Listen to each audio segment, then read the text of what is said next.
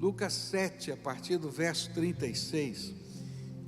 Queria dizer para você, olha, eu estou fazendo as leituras bíblicas aí, as leituras diárias da nossa campanha, e está sensacional, maravilhoso, tá? Acho que é um dos melhores que a gente já teve.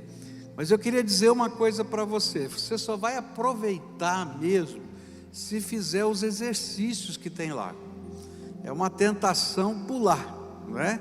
Mas faz lá, preenche lá aquelas perguntas que tem ali, para você refletir sobre aquilo que está acontecendo na sua vida. E tenho certeza que Deus vai tocar o seu coração, vai ser tremendamente abençoado. Lucas 7, a partir do verso 36, diz assim: convidado por um dos fariseus para jantar, Jesus foi à casa dele e reclinou-se à mesa. E ao saber que Jesus estava comendo na casa do fariseu, certa mulher daquela cidade, uma pecadora, trouxe um frasco de alabastro com perfume e se colocou atrás de Jesus a seus pés. Chorando, começou a molhar-lhe os pés com as suas lágrimas e depois os enxugou com os seus cabelos. Beijou-os e os ungiu com o perfume. Ao ver isso, o fariseu que o havia convidado disse a si mesmo: se este homem fosse profeta, saberia quem nele está tocando e que tipo de mulher ela é, uma pecadora. E então lhe disse Jesus: Simão, tenho algo a dizer-lhe. Dize, mestre, disse ele. 2 homens deviam a certo credor, um lhe devia 500 denários e o outro 50.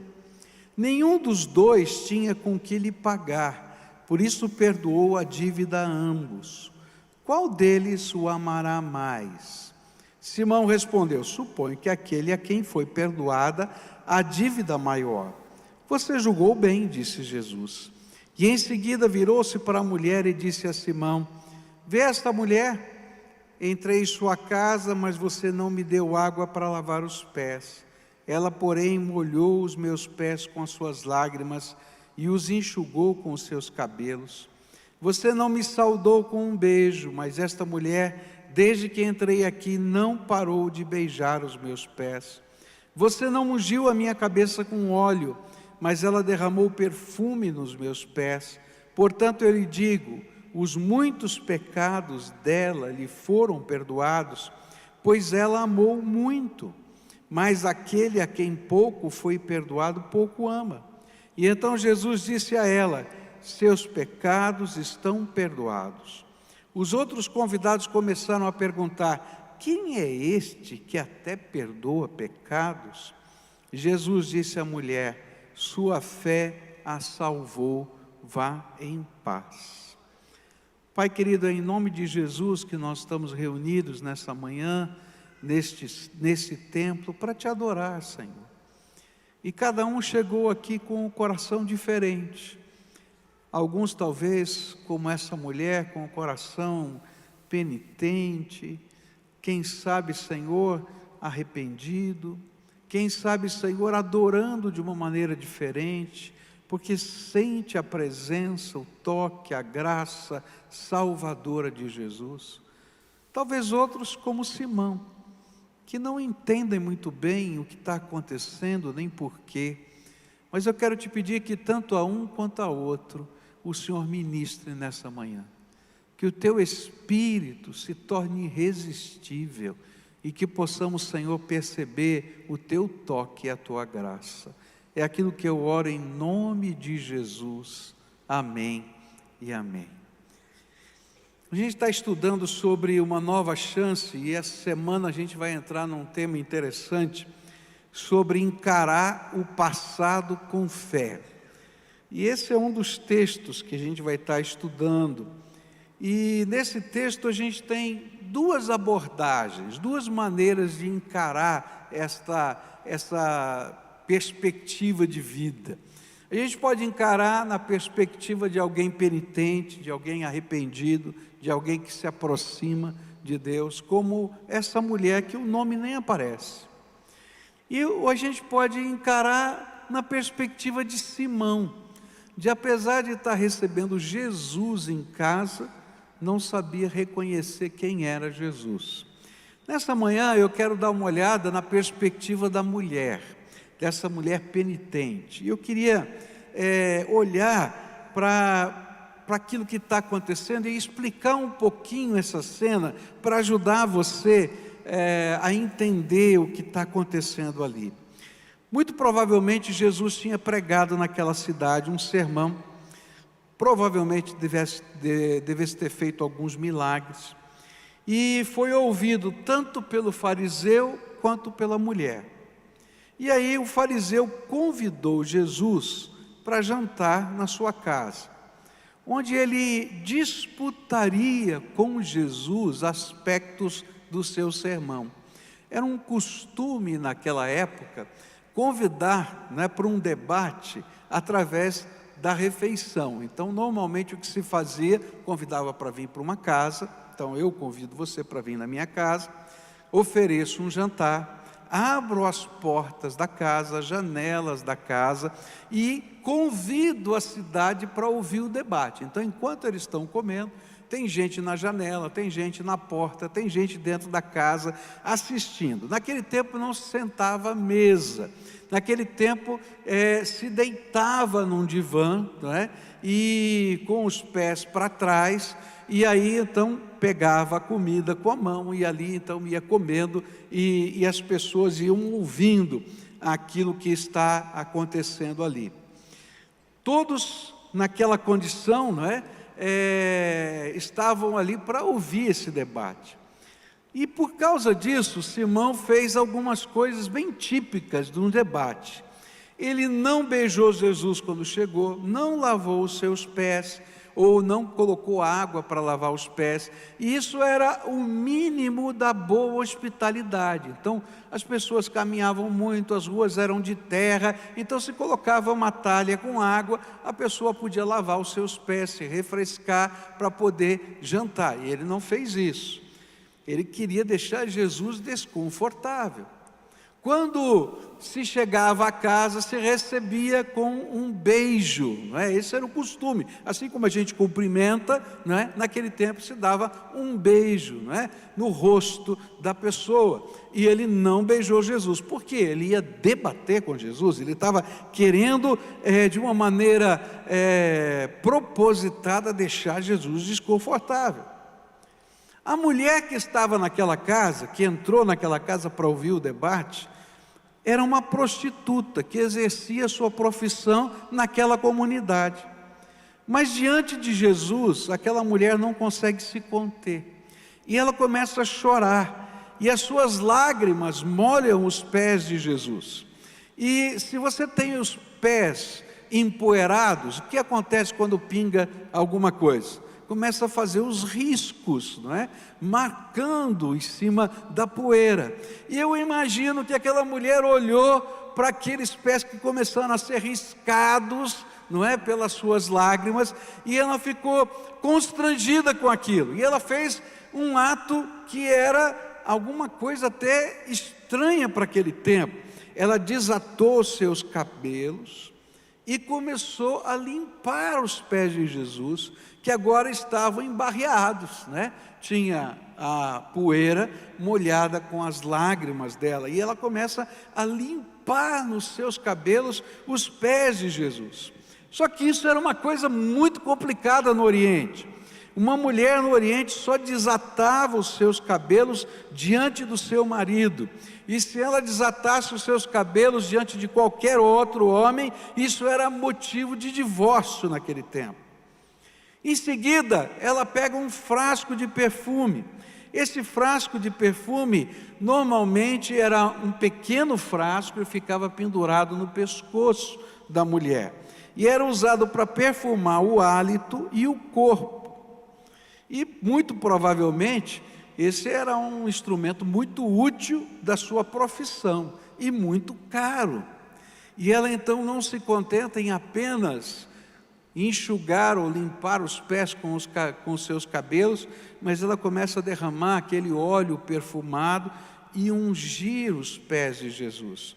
Isso era um gesto de profunda humildade, pois normalmente se ungia a cabeça, mas ela não se sentia digna de ungir a cabeça, porque para ungir a cabeça representava, no contexto daquela cultura, a autoridade sobre alguém.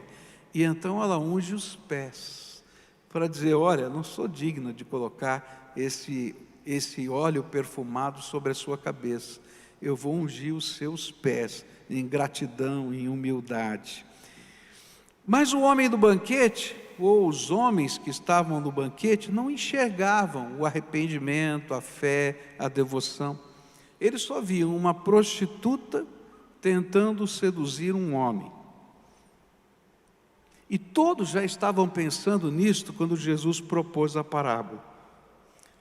E na parábola, a mesma graça é estendida a ambos os devedores.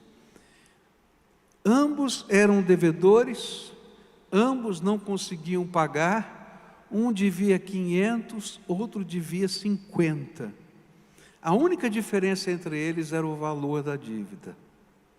E Jesus estava dizendo: Simão, você é tão devedor quanto essa mulher, ou é tão pecador quanto essa mulher.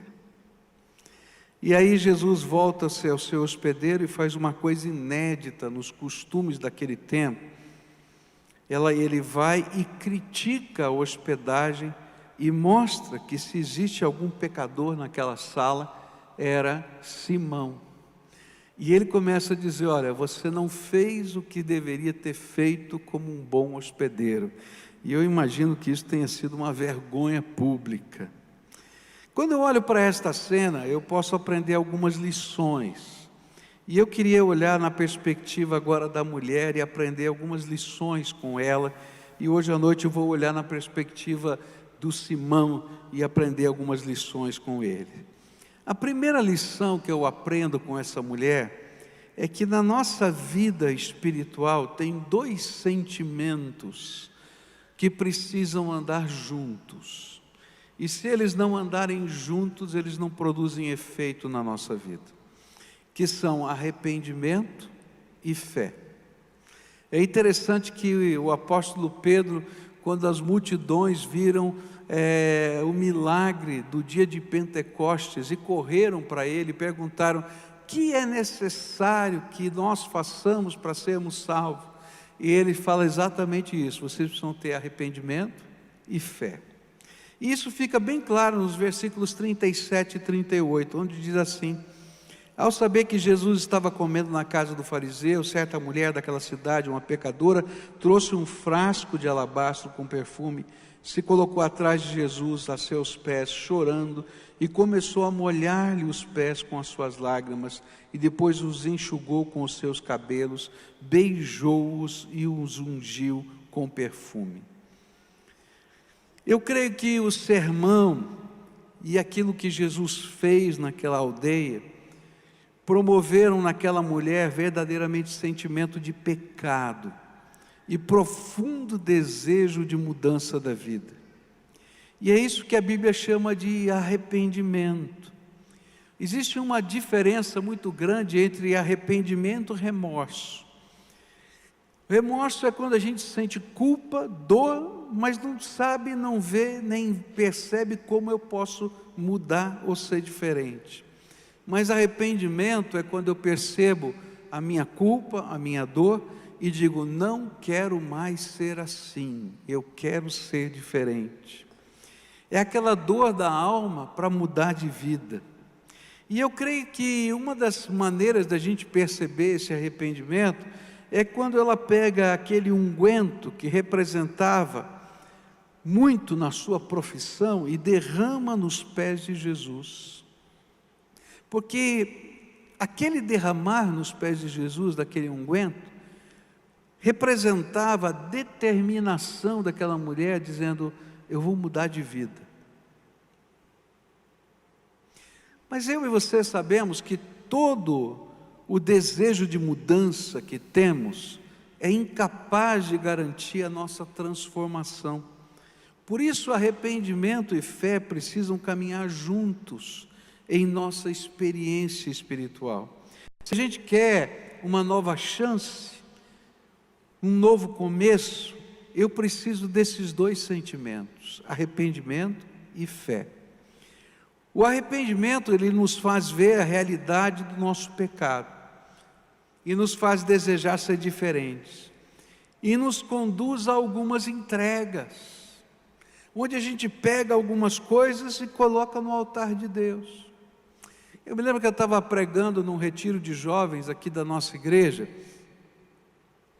e naquele momento Deus tocou profundamente o meu coração, e eu fiz uma coisa que eu nunca mais repeti na minha vida.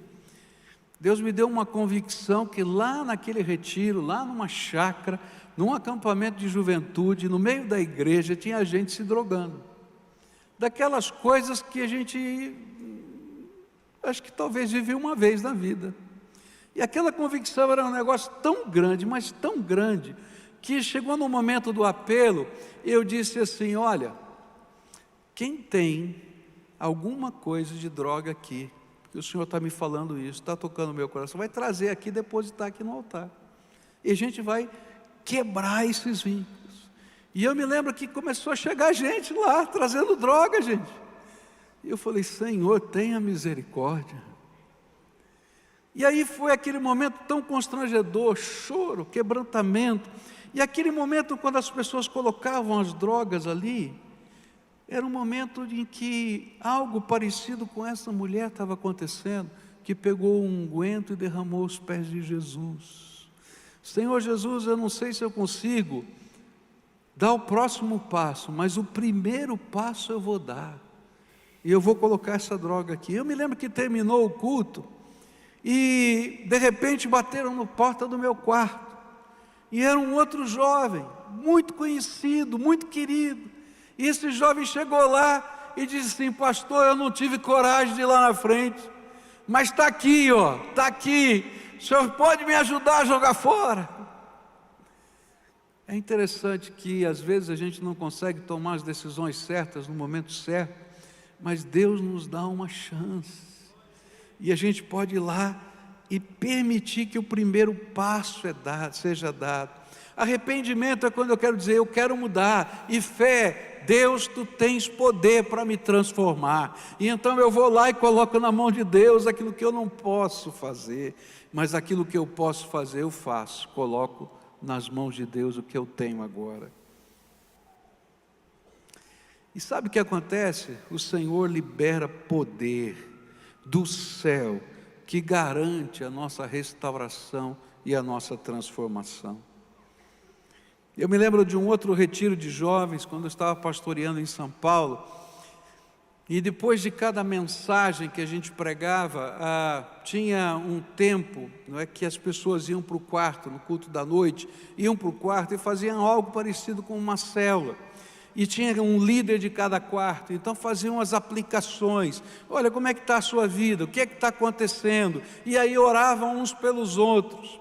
E logo que amanheceu o dia, logo que veio o café da manhã, um grupo de moças daquele retiro me procurou e disse assim: pastor, ontem à noite aconteceu uma coisa tremenda de Deus, e a gente não sabe como lidar com isso, nós precisamos da sua ajuda.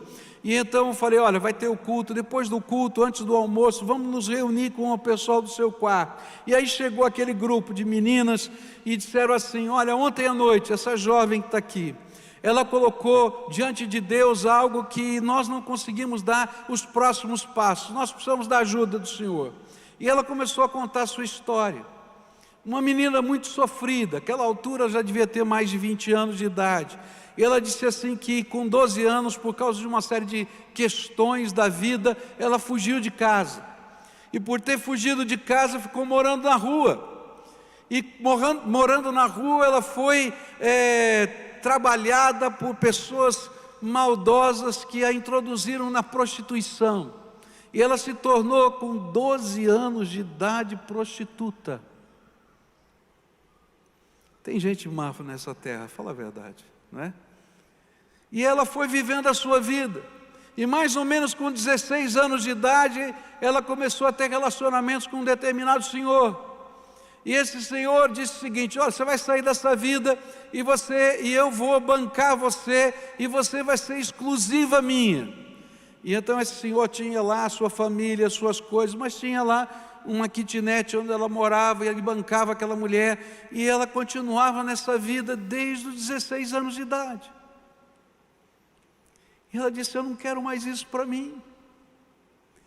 Eu ouvi tudo isso que vocês falaram aqui, e disse: será que tem jeito para mim?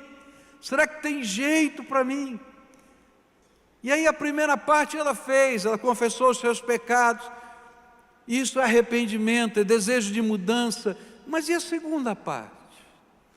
Onde é que eu vou morar? Quem vai me sustentar? Como é que vai ser? E queridos, aí a gente vê o poder de Deus. Deus é tremendo. Eu vou encurtar porque a história dela é lindíssima, tá? Essa mulher, ela quando voltou daquele retiro, pegou as suas coisas daquele apartamento e desapareceu daquele lugar. Foi abrigada pelas meninas daquela célula lá do acampamento. Poucos dias depois ela já tinha um emprego numa escola de pessoas crentes. Pouco tempo depois ela já se sustentava e morava no seu próprio lugar. Alguns anos depois estava casada e eu pude apresentar os filhos dela na igreja. Porque Deus é bom e faz transformações incríveis. Mas sabe como é que começa? Com arrependimento e fé. Quando a gente se arrepende, a gente dá meia volta. E a gente para com o conformismo e o comodismo diante da situação que a gente vive. E pela fé, eu busco a graça e o poder de Deus para uma nova chance, para um novo começo. Porque o Senhor Todo-Poderoso é aquele que transforma as nossas vidas. Eu creio que aquela mulher viu os feitos de Jesus. Eu acho que Jesus fez algum milagre naquele lugar, e por isso ela creu no poder de Jesus.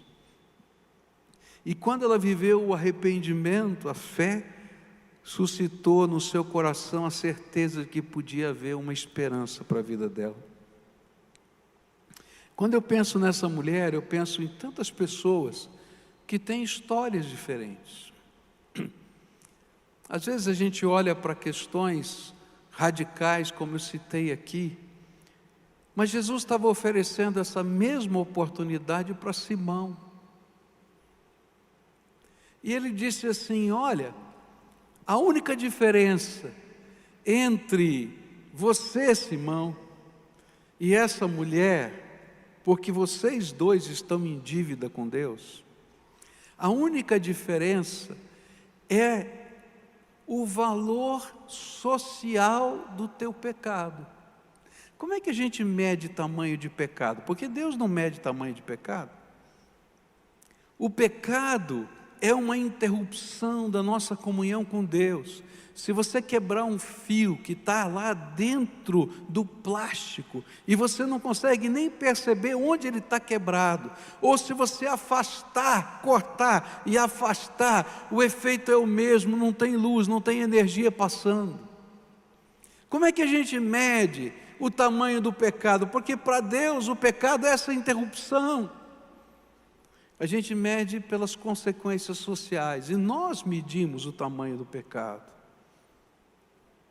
Mas Deus está olhando para o meu coração e para o seu coração e está dizendo: olha, sua comunhão comigo está interrompida, e você precisa de algo novo da minha graça na tua vida. E a única maneira desse algo novo da graça acontecer é a mesma: arrependimento e fé. E a gente precisa de arrependimento para enfrentar algumas coisas que estão em nós. E a gente tem que enxergar o que precisa ser mudado, o que eu preciso viver, como eu preciso servir, de que jeito eu tenho que trabalhar, como é que a minha comunhão com o Senhor pode ser restaurada. E eu preciso entender que não adianta eu lutar só com as minhas forças, porque as minhas forças só me geram remorso. Porque o arrependimento que não tem esperança de mudança vira remorso, sentimento de culpa autodestrutivo. Mas o arrependimento que tem esperança de mudança no poder e na graça de Deus vira transformação de vida. Agora, ninguém se arrepende sem coragem. E eu fico pensando na coragem dessa mulher. Você acha que ela não imaginava o que os outros estavam pensando dela? E outra, o que você imagina? Porque o fariseu era aquela pessoa das mais severas do ponto de vista de ortodoxia judaica. Ele era tão severo que ele exagerava as medidas da lei. Se o Velho Testamento dizia que ele tinha que usar franjas no vestido dele, as franjas dele faziam tropeçar. Se falava que tinha que colocar um filactério, uma caixinha de couro na testa, todo mundo colocava uma pequenininha, a dele era desse tamanho, para dizer que ele era fariseu, alguém que estava ligado. Você imagina entrar uma prostituta na casa do fariseu?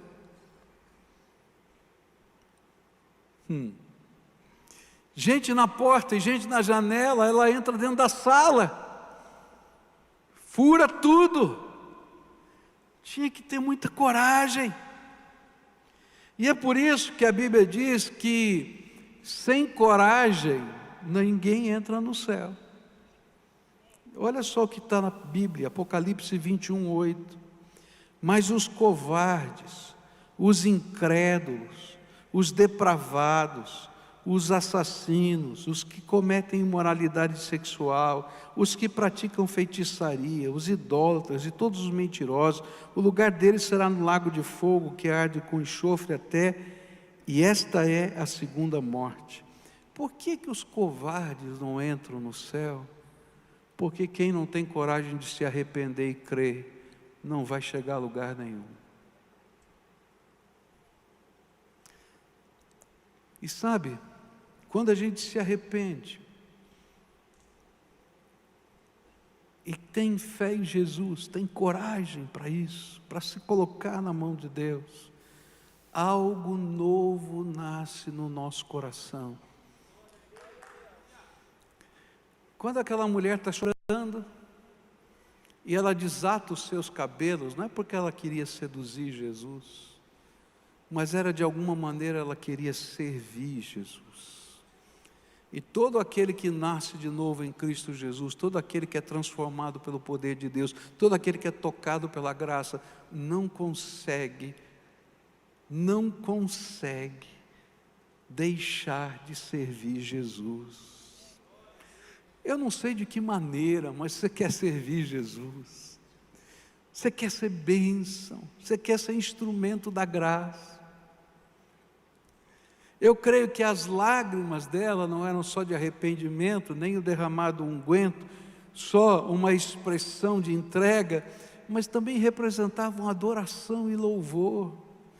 E sabe, toda vez que arrependimento e fé vem ao nosso coração e Jesus começa a transformar a nossa vida, nasce dentro de nós algo novo. E esse algo novo que nasce dentro de nós é um espírito de adoração e louvor. Eu venho à igreja, não é porque eu sou pastor, não. Eu venho porque eu amo Jesus Cristo como meu Senhor e Salvador. E eu acho que você vem à igreja 9 horas da manhã no domingo, não é porque você é obrigado, mas você vem porque existe dentro de você um espírito gostoso de dizer, eu vou à casa do Pai. Eu sei que você adora a Deus na sua casa todo dia, que você lê a sua Bíblia, mas chega aquele dia que a gente põe uma roupa, né? Eu ponho até gravata, olha só, né? Eu não uso gravata nenhum dia da semana, só venho aqui hoje, assim, né? Bonitinho assim, né? Eu ouvi um pastor falando uma vez que ele punha gravata porque ele gostava de ser empacotado para presente, até com lacinho. Eu não é bem assim, mas tudo bem, né? Mas sabe o que é é o desejo de estar na presença do Senhor com os meus irmãos e adorar Jesus. E de repente coisas acontecem, como a gente ouviu aqui, testemunhos, quando a gente está cantando, quando a gente está orando, coisas de Deus acontecem. E quando chega o final do culto, aquele momento de entrega, e a gente celebra, queridos, algo novo acontece aqui. Isso aqui pode ser uma religiosidade, onde eu tenho um costume de fazer certas coisas, mas aí perde o sabor. E se for religiosidade, você vai cansar, vai ser enfadonho. Mas se for algo que vem do Espírito, como adoração, há uma celebração dentro da nossa alma, tanto de adorar quanto de servir. E eu acho que aquela mulher estava vivendo isso. Nessa manhã eu queria concluir essa mensagem fazendo o que a gente sempre faz, orando. Porque eu creio que toda vez que o Espírito Santo de Deus fala ao nosso coração, Ele é digno de uma resposta. Eu não sei como você chegou aqui. Eu não sei o que está acontecendo na tua história de vida. Eu não sei se você tem alguma coisa na sua vida que socialmente tem um valor diferente, que precisa ser transformado. Ou se seja, ou talvez seja uma coisa que socialmente não seja tão grande. Mas a grande pergunta não é o valor social do seu pecado, é como é que está o teu coração. Essa santa devoção está ardendo dentro de você? Esse arrependimento de dizer eu quero melhorar, no poder de Jesus, arde dentro de você? Essa fé capaz de mover as montanhas da vida, crendo que o Senhor é poderoso para estar no meio das circunstâncias e situações do teu dia a dia, tão ardendo dentro de você? Esse espírito de entrega,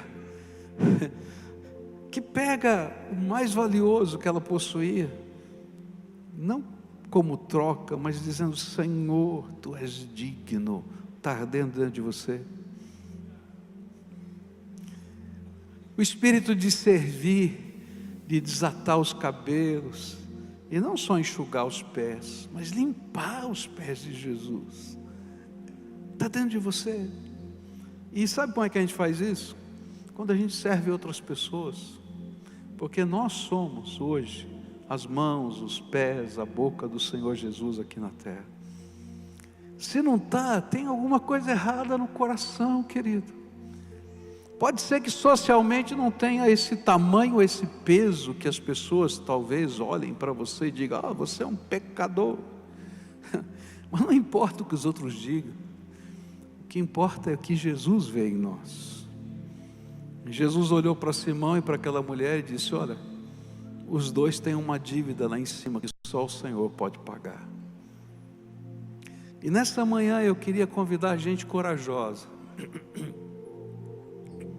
porque sem coragem a gente não vai a lugar nenhum, a tomar decisões de entregar a vida, entregar o coração, entregar a casa, entregar os valores, entregar os sentimentos, entregar os pecados, entregar os medos e assumir compromissos com o Senhor. A talvez olhar para condições de coisas que estão acontecendo no dia a dia, que a gente costuma só olhar para o outro e dizer: é culpa do João. Não é verdade? É rápido para a gente achar a culpa do João, não é verdade? Na hora. E aí o Espírito Santo diz assim: enxerga um pouquinho o que está no teu coração. E a gente diz: tá bom, Senhor, estou vendo que tem uma parte minha também. Vou começar por aí. E nessa manhã a gente fazer algo parecido com aquela mulher. Arrependimento, não quero continuar do jeito que eu estou. Mas que não vai virar remorso, porque vai mudar. Porque o Senhor vai me dar graça poderosa, não apenas para perdoar os meus pecados, mas para transformar a minha vida.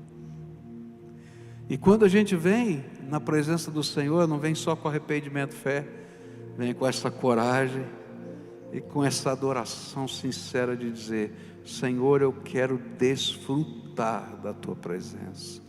Se você é essa pessoa a quem o Espírito Santo está falando nessa manhã, hoje é dia de algo novo. Hoje é dia poderoso da graça de Deus. Então vai saindo do teu lugar agora, vem para cá. Eu quero orar por você. E a gente vai buscar a face do Senhor juntos aqui, com coragem, com ousadia, destemidamente.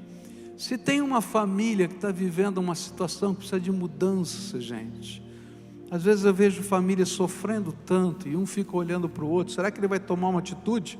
Será que ela vai tomar uma atitude?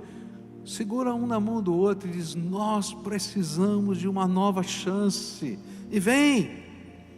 Se tem um pai e um filho que estão quebrados aí, ou sei lá, relacionamentos machucados, um segura na mão do outro e diz: olha, é hoje, vamos começar algo novo. E a gente vai dar passos de fé. A gente começa com arrependimento, toma posse dos milagres pela fé, deixa lá no altar coisas que representam o que nos amar, e vive uma adoração diferente no poder do Espírito Santo de Deus. E a gente vai deixar a graça de Deus fluir. O Jesus que estava naquela sala na casa de Simão é aquele que está aqui conosco hoje. Em nome dele é que eu estou falando essas coisas. E tem algo tremendo da graça de Deus. Tem algo tremendo da graça de Deus para acontecer aqui hoje. Isso, pode vir, em nome de Jesus. Agora a gente vai orar. Primeira parte da oração, só você pode fazer. O que o Espírito Santo ministrou na tua vida que te moveu a arrepender-se? Eu não sei. Só você sabe, Deus. E aí esse momento é um momento de confissão. Sabe o que é confissão? A palavra confessar significa eu concordo. Eu concordo com Deus. O Espírito testifica no nosso espírito e diz: Senhor, eu ouvi, eu concordo. Então agora, fala você, só você, para mais ninguém, só você e Deus. O que o Espírito testificou no seu coração e você está confessando para Jesus aqui hoje?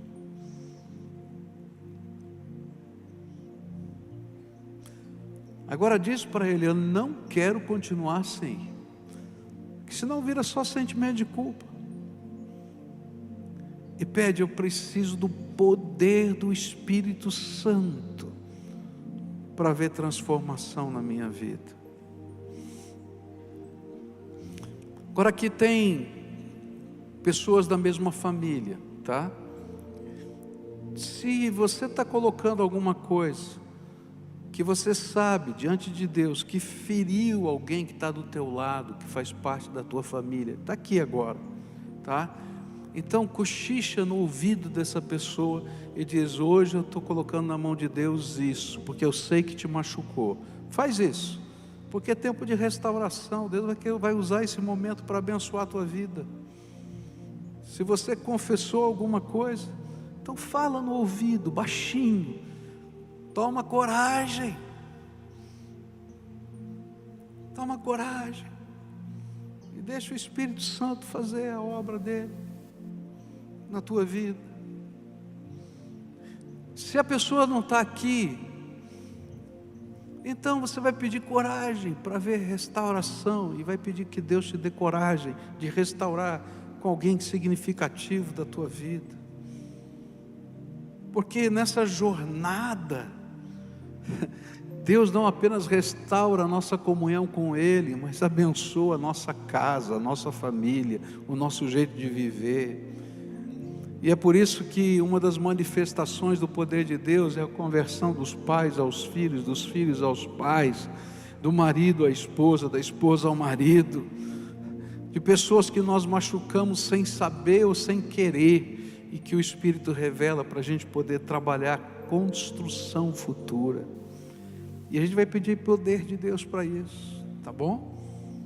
Senhor Jesus, Tu estás ouvindo a oração do Teu povo agora, e eu quero te pedir, abre as janelas dos céus agora, e poderosamente, Jesus, começa a derramar o Teu Espírito Santo.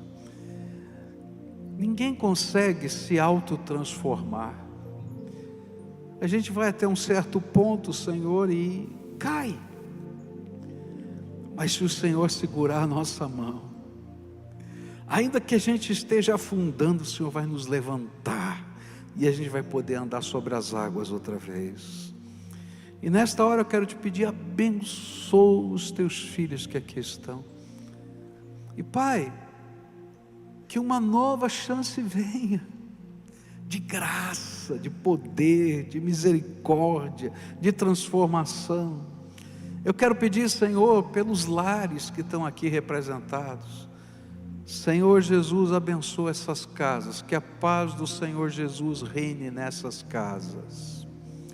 Que todo o poder de Satanás que quer destruir, porque o inimigo veio para matar, roubar e destruir, seja tirado agora em nome de Jesus. Que a presença do Senhor inunde esse lugar, a vida, o coração, a casa. Que as mãos sejam ungidas, que os pés sejam ungidos, que a cabeça, que a boca seja ungida. Se antes as palavras destruíam, que o Senhor coloque palavras agora, Senhor, que abençoam, que fazem crescer. Oh Jesus, escuta a nossa oração e começa algo novo que só o Senhor pode fazer.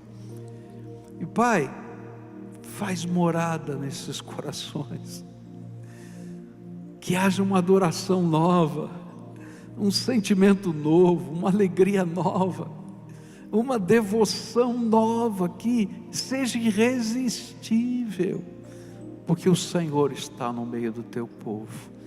Escuta, Deus, a nossa oração, é aquilo que eu oro em nome de Jesus. Amém, amém, amém. Vamos ficar todos de pé, dá a mão para quem está perto de você, não sai agora não, a gente vai terminar o culto do jeitinho que está, não tem